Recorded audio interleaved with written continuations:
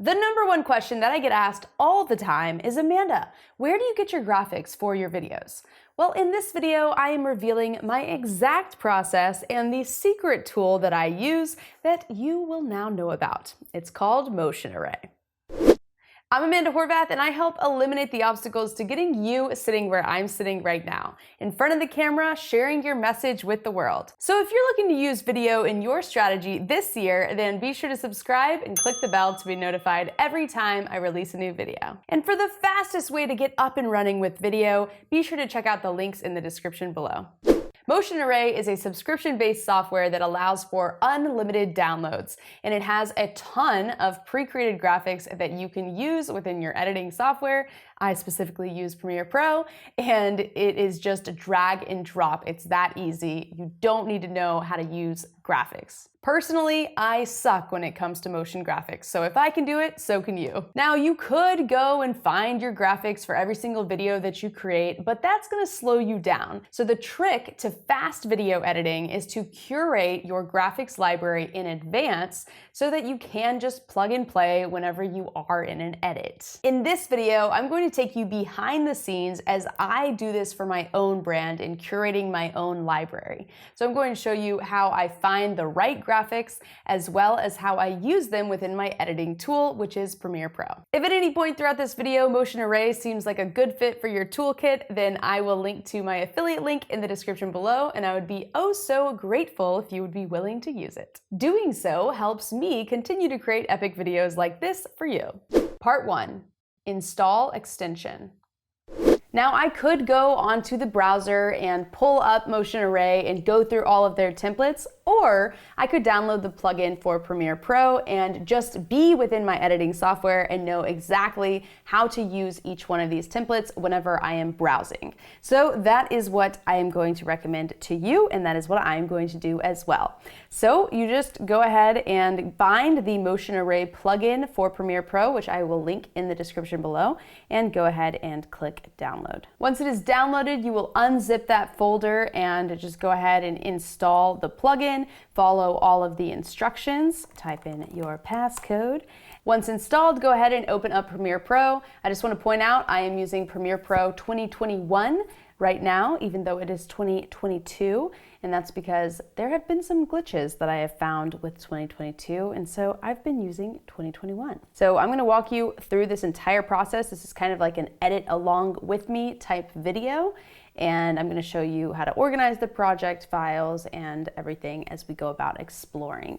So go ahead and click New Project, and we can name this Graphics Package. I like to name it today's date, 01/24/22. Then you're going to browse where you want to save this.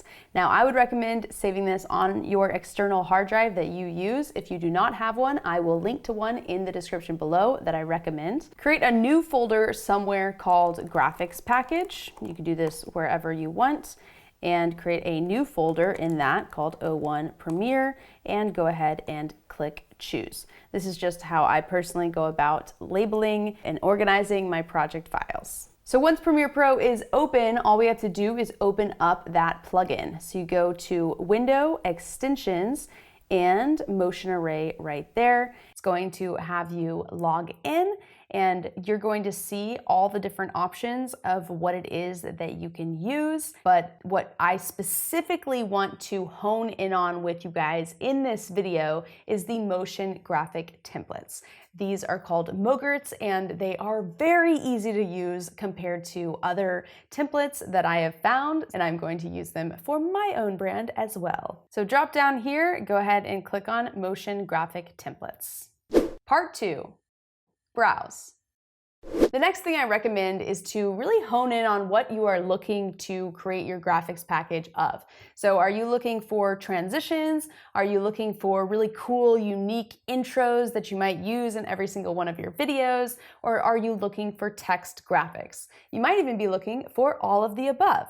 But go ahead and focus on one of those core areas first to start your search, and then over time you can slowly start building all of the different elements together. So So I'm going to specifically hone in on text graphics. So all you have to do is type text into this whenever motion graphics is selected, and you will see a ton of various options. Now, one tip is that not every single motion graphic template is going to be able to change the font. So if you are particular about the font that you want to use for your brand, then you really want to keep an eye out for that font. Now, I happen to use Bebas New as my main font, and so there are a lot of templates that already use that as well. If you are just creating your graphics package from scratch and you have no font preference, then you're going to have a ton of options to choose from. So enjoy the browsing process. I'm going to refine my search by saying titles instead of text, just so that we can specifically hone in on titles, because that's mostly what I need in my videos. Know that it is going to take some time to go through and find the ones that work for you, but once you've found them, you're just going to use the same one on repeat. You don't need to have a ton of different templates. I really like this template because it has very simple animations, which a lot of people like to get really complicated, and I like to keep things as simple as possible because then you can have like part one and whatever part one is come up on the screen. So I'm going to go ahead and download that one and take a screenshot so I know what it is. And quick tip, if you don't know how to take a screenshot, you need to click Shift-Command-4 on your keyboard and then select the area that you'd like to screenshot. And that will just be saved to your desktop. This one happens to be my brand font, so I might as well download it and be able to use it. So I really like this hand-drawn style right here, so I'm going to click download. It is not my font, but we are going to play with it and see if it might be something that I could work with. Here's another relatively simple one. I like that it's easy to read. The animation is simple, comes on the screen, goes off the screen relatively quickly. So we will go ahead and click download. And once again, screenshot that. Now, as you do search for these different things, you're going to recognize the way that each one is called. So kinetic titles, for example, is one that I've looked up many times. I saw one that had YouTube titles as well. So I could further refine my search as I continue doing search to figure out what it is that I really want so that Motion Array can start curating the right library for me. This one is also simple, so I will go ahead and download that.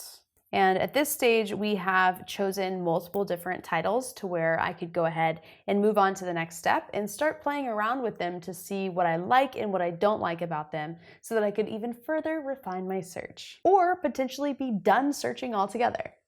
Part 3, experiment. In order to start your experimentation process, we need to create a sequence that you are going to play around in. Now, I recommend creating this sequence to match whatever the typical ratio is that you use. So if you're creating videos that are vertical videos for, say, Instagram or other social media platforms like TikTok, then you'll want to create a 1080 by 1920 sequence. On the flip side, if you're doing videos for YouTube, you'll want a 1920 by 1080 sequence. So the way that you create a sequence, underneath your project panel, go down here, create a new item, click sequence, and I like to use the digital SLR drop-down 1080p option that is 24 frames per second. That's my go-to, so we can name this graphics package. But if you need to change your sequence settings to be something else, then you can just go underneath settings and change them here. We will go ahead and click OK to create that sequence. So right here, it has created the sequence. The next thing that we're going to do is to go back to all of those screenshots to figure out what we downloaded in the first place. Or maybe you wrote them down. Doesn't really matter how you did it. We just need to figure out what they're called. So right here, I can see the YouTube titles was one of the ones that it was named. So let's go back and we are going to find and experiment with this Mogurt. In order to do so, you're going to go ahead and open up your Essential Graphics panel by going to Window, drop down, Essential Graphics, go to the Browse tab, and then go ahead and click in whatever your title was called. So in this case, YouTube titles. I want to point out that sometimes the previews do pop up on the screen while other times they do not. But if you drag and drop this into your sequence, then they should still work. So let's use one of the ones that didn't show up to show you how that works. So we'll drag and drop it in, and we will keep existing settings. That means that this Mogurt had a different size than my own sequence. So likely what it is it's a 4K graphic in a 1080p sequence. So if you're finding that your graphic is really large on the screen and it needs to be sized down, one really fast way to do that is to right-click on it and say set to frame size, and it will make it the size of your sequence. Now, instead of just playing around with one of these Mogurts within this package, I want to pull several in to see which one I even want to use. So unfortunately, you do have to pull them in one by one, so we will just go ahead and do that. Now that we've done that, I'm going to go ahead and set to frame size on all of them so that they are fit to my sequence. And then I'm going to click play and see which ones of them I like. Now, as we watch these, I want to point out that you're going to likely be able to change the colors at very least, if not the font as well as the positioning of where it is on the screen. So I'm paying attention to which ones do I actually think that I would use. I like that one, so I'll move that up to the second line. This one isn't bad. I would use it in a different context, so I'll pull that one up. And this one also is not a bad option, so I'll pull that one up and we'll continue to watch and see what else might come. You can also click double L on your keyboard in order to speed up playback. This one isn't bad. I'll pull that up to the second line.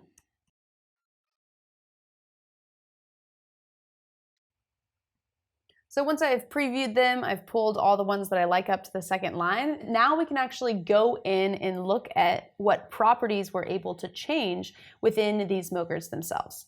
So when you select that and you're under the Essential Graphics panel, it should put you underneath the Edit mode, and then you're gonna see all of the properties that can be changed. So I can change the color, I can change the scale of the actual graphic behind it, so that if I change the text and it's a lot longer, then I can update that to be a certain length. And you can see here, you're only going to be able to make it so big. So you have to kind of be particular, like, oh, I'm just gonna say part 1 and keep it short. So your titles can't have tons on the screen. That's one area where people do get kind of messed up. And then in this case, I can change the font, which is awesome, which is why we download multiple ones to see if we can make that happen. It's interesting. So it's not centered on the screen. So I don't know why that is happening.